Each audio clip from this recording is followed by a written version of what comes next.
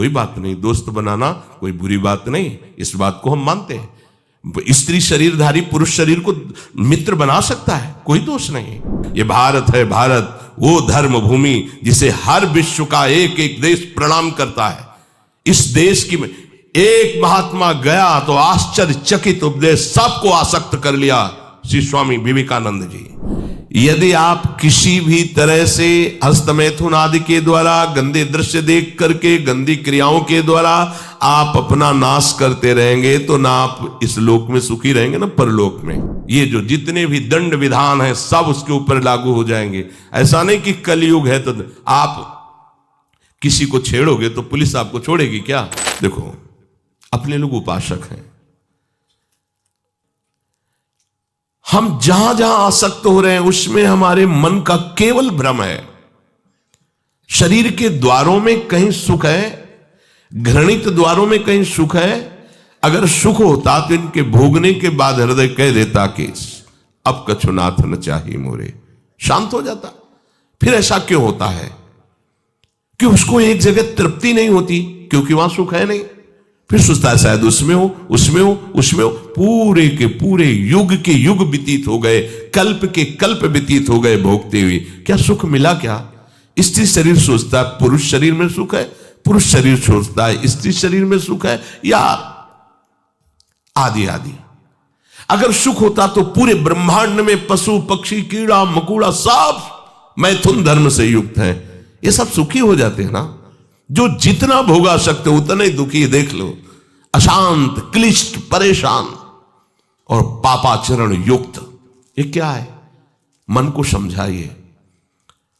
वैरागी भगवत मार्ग का पथिक मन के द्वारा ऑपरेशन करता है हर वस्तु का। ये सब इसको ऐसा ना समझे कि बड़ी गुप्त बातें हैं। गुप्त बातें हैं प्रिया प्रीतम के दिव्य चिदानंदमय रहस्य की, ये गुप्त बातें नहीं, इनको समझो खोल करके। यदि आप किसी भी तरह से हस्तमैथुन आदि के द्वारा, गंदे दृश्य देख करके, गंदी क्रियाओं के द्वारा आप अपना नाश करते रहेंगे तो ना आप इस लोक में सुखी रहेंगे ना परलोक में। मान लीजिएगा, ये बातें ना तो कही जाती हैं और ना सुनी जाती हैं और ना समझी जाती हैं। इसीलिए हमारा बहुत ही आगे की पीढ़ी जो सनातन धर्मावलंबी, जो भागवत, हर देश से महान भारत देश को क्यों कहा गया? ऐसा भी है कि अन्य देश स्वीकार किया जाता है कि हमसे धनी है, स्वीकार किया जाता है कि वैज्ञानिक तत्वों में भी वो हमसे आगे हैं, पर भारत को महान धर्मशाली देश कहा गया है।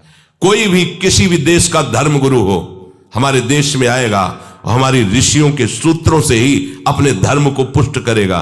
साप का मूल जड़ भारत धर्म का है। कहीं भी हो, कहीं भी देख लो, चाहे जिस देश का नाम लो, कहीं ना कहीं किसी भारत के ब्रह्म ऋषि की छाप लेकर के डोल रहा है। भारत भोग प्रधान देश नहीं है, भारत धर्म प्रधान देश है। यहां धर्म गुरुओं के द्वारा धर्म स्थापना करके चलाया जाता है। यहां आज जो हम समझ रहे हैं कि बाहरी परिपाटी हमारे भारत में आ जाए तो भारत आधुनिक और सर्वश्रेष्ठ देश माना जाएगा, कभी नहीं। भारत अपनी परिपाटी से चलता है, तब सब देशों के ऊपर राज्य करता है। किसी भी देश में न पतिव्रता मिलेगी न यति मिलेगा, ब्रह्मचर्य का कहीं नामो निशान नहीं मिलेगा। ये भारत देश में ही मिलेगा। यहां ब्रह्मचारी मिलेंगे, यहां सती मिलेंगे, यहां प्राणपण से धर्म का पालन करने वाले मिलेंगे। अब हमारे जो नई पीढ़ी है वो आधुनिकता को स्वीकार कर रही। गर्लफ्रेंड, बॉयफ्रेंड, कौन सा रिलेशन है? Live in relation. ये हमारे कहीं किसी भी धर्म ग्रंथ में लिखा हो तो आप बता दीजिए। बाल्यावस्था से आज तक जितने भी धर्म ग्रंथों का स्वाध्याय हुआ, कहीं भी लिखा हो तो ये बोलो सर्वनाश का स्वरूप है कि नहीं है? अभी बच्चा ना तो लोक को जानता है, ना परलोक को जानता है, ना हित को जानता है, ना अहित को जानता है।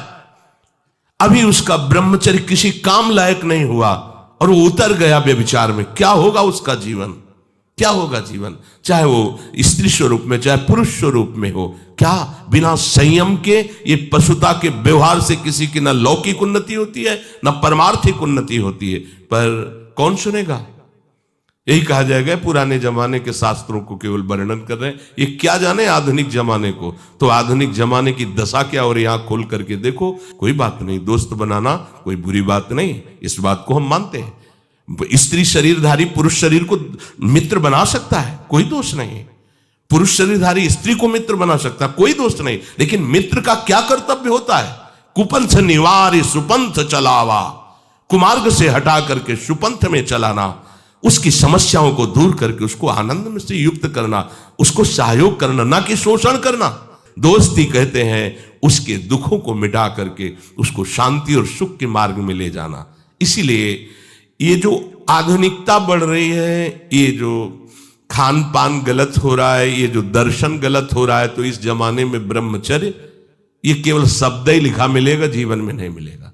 नए नए बच्चे व्यसन कर रहे हैं, नशा कर रहे हैं, गंदे आचरण कर रहे हैं, क्या होगा? कैसे आगे कोई समझेगा शास्त्र क्या है, धर्म क्या है, बल क्या है? आज नवयुवक 16 से 28 के बीच में कोई ऐसा नहीं दिखाई देता है जिसमें आध्यात्मिक थोड़ा भी बल हो, काम क्रोध आदि सहने की सामर्थ्य हो। अपने बूढ़े माता पिता को थप्पड़ मार रहे हैं, बूढ़े माता पिता को गाली दे रहे हैं, बूढ़े माता पिता जिन्होंने खवा पिला के इतना बड़ा, उन्हें अनाथालय भिजवाया जा रहा है, उनको छोड़ दिया जा रहा है। आप विदेश घूम रहे हैं, उनके खाने की व्यवस्था घर में नहीं। क्या है ये? आज आधुनिक विद्या का ये प्रभाव है। विद्या विनयम ददाति, जो अपने वयोवृद्धों की सेवा नहीं कर सकता वो क्या विद्या पढ़ा? जो दूसरों की रक्षा नहीं कर सकता क्या विद्या पढ़ा? क्या विद्या का यही स्वरूप है दूसरे का शोषण करना? क्या विद्या का यही स्वरूप है कि शराब पीना, ड्रग्स का ये नशा करना? ये क्या विद्या सिखाती है? वो कहा जाता है आज तो आधुनिक विद्या बढ़ रही, मुझे लगता है संयम में रहना ही विद्या का वास्तविक स्वरूप है। अपनी इंद्रियों को संयम में रखना, अपने को संयम में रखना, बुजुर्गों का, गुरुजनों का, शास्त्र का, भगवान का भय रखना हृदय में। ऐसा नहीं, आप तभी निर्भय हो पाओगे यदि शास्त्र का भय नहीं, भगवान का भय नहीं, धर्म का भय नहीं, तो फिर आप वहां पहुंच जाओगे जहां भय ही भय है। ये जो जितने भी दंड विधान हैं सब उसके ऊपर लागू हो जाएंगे। ऐसा नहीं कि कलयुग है तो आप किसी को छेड़ोगे तो पुलिस आपको छोड़ेगी क्या? यही देख लो। तो ये तो यहां का राजकीय विधान जो अनंत ब्रह्मांडों का शासन करता विधान है, वो तो किसी की गवाही की जरूरत नहीं, वो तो तुम्हारे मन में ही बैठा देख रहा है। सावधान। संयम एक बहुत बड़ी सामर्थ्य है। जो बच्चे इस सत्संग को सुने वो खुद अपने हृदय में देख ले कि हमारा जो उनसे प्रार्थना करना है कि दोस्त बनाओ, हम निषेध नहीं करते। हम भी पढ़े, स्कूलों में पढ़े, बच्चे बच्चियां सब एक साथ स्कूल में बैठते हैं। क्या हम हमारे 4 बहनें हो, हम उनके बीच में रहते हो तो हमें काम सताएगा क्या? क्या तुम ऐसे दोस्त नहीं बन सकते क्या? क्या जरूरी है कि काम की भावना से ही किसी से दोस्ती करना? जब ब्याह हो जाए, सदगृहस्थ बन जाओ, तब भगवान को प्रणाम करके गृहस्थ धर्म रूपी पूजा करो, कोई परेशानी नहीं। पर जब तक आपका ब्याह नहीं होता है तब तक आप संयम से रहो। जो तुम्हें संयम भ्रष्ट करे वो तुम्हारा दोस्त नहीं दुश्मन है। इस बात का परिणाम खुद आप आगे देख लेंगे, चाहे वो बच्चा हो, चाहे बच्ची हो, चाहे स्त्री हो, चाहे पुरुष हो। दोस्त वही है जो हमारे संयम को पुष्ट करे। संयम भ्रष्ट कर दे उसे दुश्मन कहते हैं। जो हमारे भागवतिक मार्ग को नष्ट कर दे, जो हमारी पवित्रता को नष्ट कर दे, जो हमारे संयम को नष्ट कर दे, वो दोस्त कैसे हो सकता है? वो हमारा फ्रेंड कैसे हो सकता है? बहुत सावधानी की जरूरत है। ये बाहरी देशों की बातें हमारे देश में नहीं चल पाएंगी।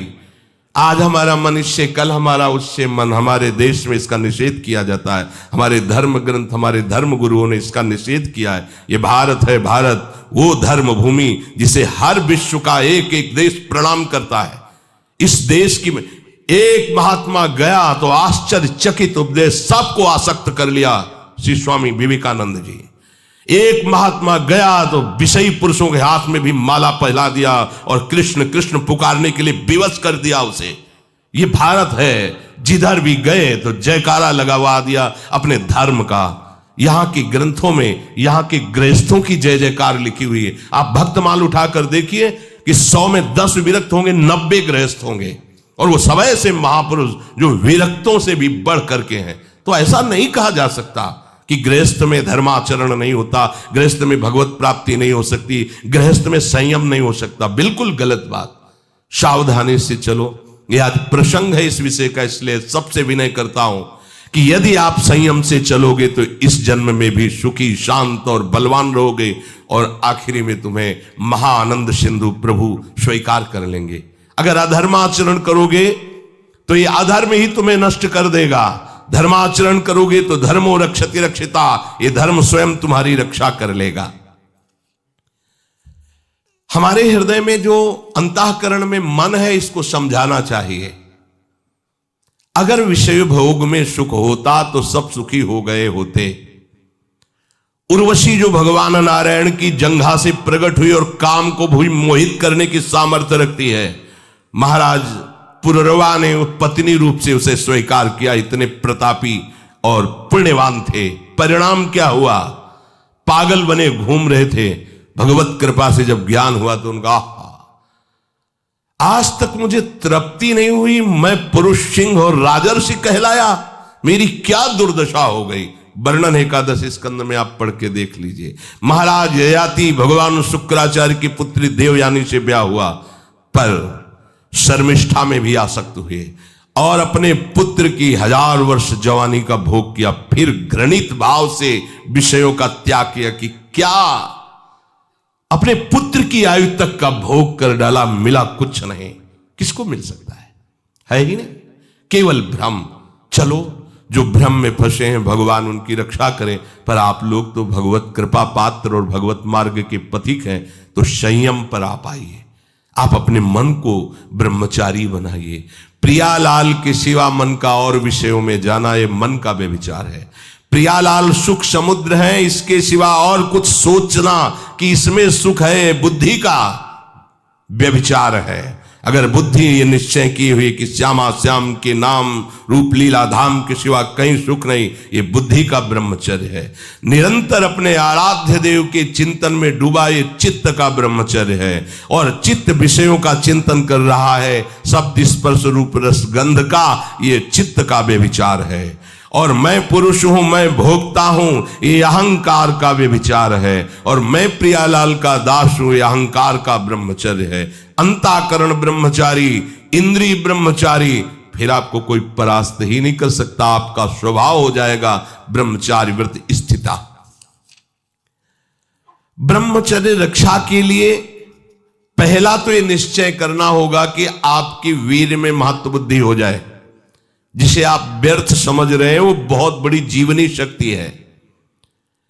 चाहे जितना आप उसको निकालते रहिए, आपको सुख कभी नहीं मिलेगा, दुख बढ़ता चला जाएगा। और आप थोड़े दिन ब्रह्मचर्य रह के देखिए, जब आप ऐसी क्रियाओं से युक्त होने के बाद ब्रह्मचर्य रहेंगे तो कुछ समय तक आप बिल्कुल ब्रह्मचर्य नहीं रह पाएंगे। पहले समझ लीजिए, स्वाभाविक आपका वीर स्खलित होता रहेगा बिना किसी चेष्टा के, कई तरह से। अब आपको घबराना नहीं, पर कोई क्रिया नहीं करनी है और संयम से रहना है। ये जितनी बातें पीछे कही गई कि ये नहीं देखना, ये नहीं सुनना, कुछ दिन बाद आप देखोगे कि आपका ब्रह्मचर्य रुकने लगा है, लंबा अंतराय करने लगा है। ऐसे भी उपासक है जिनको 10-10 वर्ष हो जाते हैं, स्वप्न दोष नहीं होता। 10-10 वर्ष स्वप्न दोष ही नहीं होता। कभी ऐसी कोई विषम परिस्थिति, औषधि आदि का प्रभाव, कुप्रभाव, वो बात अलग की है। क्यों? जब तक आप उसे रास्ता नहीं देंगे तब तक वो निकलेगा नहीं। स्वाभाविक नहीं निकलने वाली ये वस्तु है। स्वाभाविक तो कभी ऐसे ही, अगर आपने शुरुआत से कभी भी ऐसी कुचेष्टा नहीं की है तो ये अपने आप में समर्थ। जो आसनों पे बैठने के लिए कहा जाता है, इससे सुषुम्ना नाड़ी खुलती है और ब्रह्मचर्य ऊर्ध्वगामी होने लगता है। ऊर्ध्वगामी ब्रह्मचारी साक्षात भगवत स्वरूप हो जाता है, उसे ज्यादा प्रयास करना नहीं पड़ता है। वो चाहिए कि सजना धजना छोड़ दे, शरीर का श्रृंगार करना छोड़ दे। भगवत कृपा से अपना तो सहज श्रृंगार रजरानी जी हैं। ये जो ब्रह्मचर्य की पुष्टता के लिए आवश्यक है उसको समझिए। शरीर में सजाना वो बंद करें, चाहे गृहस्थ हो चाहे विरक्त। वास्तविक जो सौभाग्य चिन्ह है वो श्रृंगार के लिए नहीं करते, वो तो वास्तविक सौभाग्य चिन्ह है। आप कहीं भी आ जा रहे हैं, अपने सौभाग्य चिन्हों को धारण करें, पर अपना श्रृंगार करें। गृहस्थ है तो केवल पति के निमित्त से, प्रदर्शन की वृत्ति नहीं होनी चाहिए। क्यों, किसको दिखाना है? हमें कोई देखकर आकर्षित हो ही ना, केवल मेरा पति आकर्षित हो हमारा। क्योंकि उपासना का मार्ग गृहस्थ धर्म में ऐसे चलता है, चाहे वो स्त्री हो या पुरुष हो। किसी को लुभायमान करने की कोई भी चेष्टा ना करे, नहीं वो लुभायमान होगा कि नहीं, तुम भ्रष्ट हो जाओगे, तुम नष्ट हो जाओगे। ये जो कपड़ा है ये हमारे ब्रह्मचर्य के लिए बहुत सहायक है। ऐसे कपड़े नहीं पहनने चाहिए जिनके दर्शन से कामुकता पैदा। यहां फटे कपड़े, बोले आज की नई फैशन चली है, चाहे जितना बढ़िया वो पैजामा हो, उसे पैंट जीन्स जो भी कहते, उसको काट के पहनना पड़ता, फाड़ के 2-4 जगह। वाह क्या बढ़िया बात है। जरा सा फट जाता था तो सिला जाता था, आज फाड़ के पहना जाता है। इसको बड़े आदमी कहते हैं। जितना जो फटा पहने हो, हाँ देखो कैसी बुद्धि विपरीत होती चली जा रही। उसे वीआईपी कहते हैं, जो जितना कम कपड़ा जो करे करे, भगवान उनकी रक्षा करे। आपको उपासक हो, आपको ऐसे कोई भी अंग प्रत्यंग में वस्त्र धारण नहीं करने जिनके दूसरों को देखने से मन मलिन हो और अपने अंदर शरीर राग बढ़े, ऐसा नहीं करना। ब्रह्मचर्य रक्षा के लिए सरल जीवन होना अत्यंत आवश्यक है। विलासिता से बचा जाए। ऐसे सुगंधित तेल लगाना, फुसफुस डाल के चलना, श्री जी का प्रसादी इत्र मिले तो ठीक है, नहीं होता नहीं खुशबू है। अरे दुर्गंध इससे नहीं ढकेगी, तुम्हारी फुसफुस से। तुम्हारी वासना ही दुर्गंध है।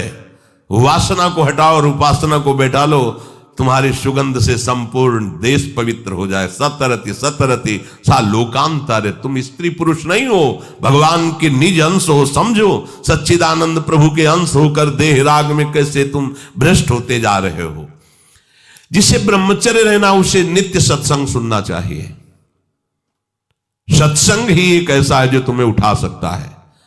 संसार में आज तक किसी की भी उन्नति हुई है तो उसे सत्संगी कहते हैं। कहीं भी देख लो, गोस्वामी जी ने इसीलिए लिख दिया है, मत कीरति गति भूति भलाई, जब जे जतन जहां जे पाई, सो जानो सत्संग प्रभाव, लोकों वेद न आनो पाओ। और ब्रह्मचर्य रहने के लिए कम से कम 2 बार सर्वांग स्नान अत्यंत आवश्यक है। अगर आप सोच कई बार जाते हैं, कोई ऐसी परिस्थिति आ जाती है तो कमर से स्नान कीजिए, पर 2 बार तो स्नान होना ही चाहिए आपके शरीर का। उससे ब्रह्मचर्य को सहायता मिलती, शरीर की गर्मी नष्ट होती है और हमारे भाव में भी पवित्रता आती है। 2 बार स्नान करने से शरीर की गर्मी नष्ट होती है। ये महकुआ साबुन और वो जो लगा के जरूरत नहीं है। अगर आपको शरीर को स्वस्थ रखना है तो आप रगड़ करके ऐसे ही नहाइए। ये जो रज हम लगाते हैं ना, ये अपने आप में बहुत सामर्थ्यशाली है। जब आप नहाओगे तो जो रज लगी ना, वो और छिद्रों को साफ कर देगी। स्नान कर फिर आपको साबुन लगाने की जरूरत। यदि आप त्वगेंद्री को कोमल सुगंधित साबुनों से तो आपके अंदर कामुकता बढ़ेगी। ध्यान रखना, आपकी त्वगेंद्री जितनी कोमल होगी उतने में विकार बढ़ेंगे, और आपकी त्वगेंद्री जितनी ऐसे रुक्ष होती जाएगी उतने ही आप निर्विकार होते चले जाएंगे। इसका बहुत बड़ा असर होता है। कोमल कोमल वस्त्र, कोमल ऐसे त्वगेंद्री बना लेना, ये परमार्थ के लिए ठीक बात नहीं है। इसीलिए सीधे रज लगाओ, सीधे मोटे जो भी कपड़े जैसे मिले उनसे शरीर को ढको। और भगवत मार्ग में चलना है, ये उद्देश्य नहीं होगा तो ब्रह्मचर्य रह ही नहीं सकते हैं। अगर कहीं ऐसा सौभाग्य मिले कि किसी नदी या तालाब में कमर तक खड़े होकर के थोड़ी देर जप करने का, तो उससे ब्रह्मचर्य और पुष्ट होता है, नाभि तक कम से कम। लेकिन अगर ऐसा ना हो तो आप स्नान में सबसे पहले नाभि में ही जल डाला जाता है ब्रह्मचारी के लिए। यह विधान कि ठंडा जल से नाभि आदि से डाल करके। आपके कपड़े भले महंगे ना हो पर स्वच्छ होने चाहिए, पवित्र होने चाहिए। ध्यान रखिए, कपड़े आपके साफ होने चाहिए, पवित्र होने, भले फटे हो, भले वो कम पैसे वाले हो, लेकिन पवित्र होने चाहिए, स्वच्छ होने चाहिए। उससे आपके ब्रह्मचर्य में सहायता मिलेगी। भोजन के तुरंत बाद कभी स्नान न करें। जैसे भोजन किया, शौच लग गई तो बस पेट में पानी नहीं, कमर के नीचे से, कमर से पवित्र। लेकिन भोजन, अगर भोजन पाया और तुरंत पानी डालोगे तो गर्मी सर्दी से आपके ब्रह्मचर्य पर हानि पहुंचा सकता है। यदि आपका पित्त बढ़ रहा है और शाम के भोजन की इच्छा नहीं, थोड़ी थोड़ी तो है, थोड़ी थोड़ी नहीं है, नहीं पाना चाहिए। अगर आप पाओगे तो पित्तवर्धन अधिक होगा, हीट अंदर बढ़ेगी और वो आपको ब्रह्मचर्य में हानि पहुंचा देगी। अधिक गर्म जल से स्नान करना ब्रह्मचारी के लिए हानिकारक है। गीजर का बहुत ठंडी है, आपको ऐसा लगता है तो एक नॉर्मल जल कर लीजिए कि ठंडा भी है और ठंडा नहीं भी है। धुआं उठ रहा है गर्मा गर्म, ये नहीं, ना गर्मा गर्म भोजन ना गर्मा गर्म जल से स्नान। अगर आप ऐसा गर्म जल से ही स्नान करेंगे तो आप बहुत कमजोर हो जाएंगे। ये बात समझिए, ये सब सुखद सामग्री नहीं है जो आप समझ रहे हो। प्रकृति का सीधे वार सहने के सामर्थ्य जब शरीर में तुम्हारे आएगी तो स्वाभाविक ब्रह्मचर्य पुष्ट होने लगेगा और उत्साह बढ़ने लगेगा ब्रह्मचर्य का। हम ये नहीं कहते कि आज से गीजर बंद, कल से नाक बहाओ, ऐसा नहीं कहते। उचित कर लो, इतना नहीं कि गरम गरम, ऐसा नहीं, उचित। स्नान के बाद शरीर को किसी वस्त्र से सर्वांग रगड़ करके पोछिए, साबुन लगाने की जरूरत नहीं, आपका शरीर साफ रहेगा।